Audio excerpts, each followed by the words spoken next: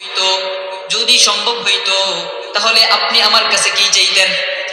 তো মূসা আলাইহিস সালাতু ওয়াস সালাম আল্লাহ তাআলার কাছে বলতেছেন, আল্লাহ যদি আমি আল্লাহ হইতাম আর আপনি যদি মূসা হইতেন, আপনি মূসা হইয়া, আপনি মানুষ হইয়া আপনি আমার কাছে সর্বপ্রথম কি চাইতেন? তো হযরতে মূসা আলাইহিস সালাতু ওয়াস সালামের জবাবে আল্লাহ বলতেছেন, না, কখনো সম্ভব না। তুমি মূসা মূসাই আছো আর আমি আল্লাহ আল্লাহর জায়গায় আছি, এটা সম্ভব না।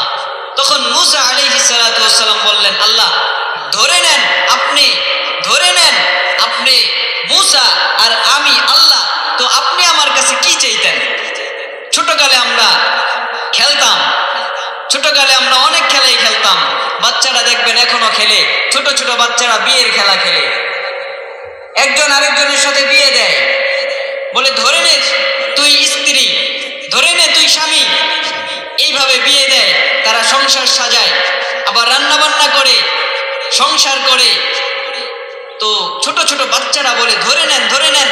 তো মূসা পয়গম্বর আল্লাহর সাথে এমন ইশক, এমন মোহাব্বত, এমন ভালোবাসা, হযরত মূসা কালিমুল্লাহ আল্লাহ রাব্বুল আলামিনকে বলে, আল্লাহ যদি আপনি মূসা হইতেন আর আমি মূসা যদি আল্লাহ হইতাম, আপনি মূসা হয়ে আমি আল্লাহর কাছে কি চাইতেন?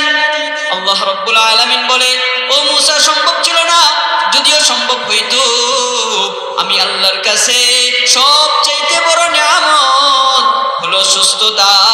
আমি আল্লাহ যদি মানুষ হইতাম, আমি আমার রবের কাছে সুস্থতার নিয়ামত চাইতাম।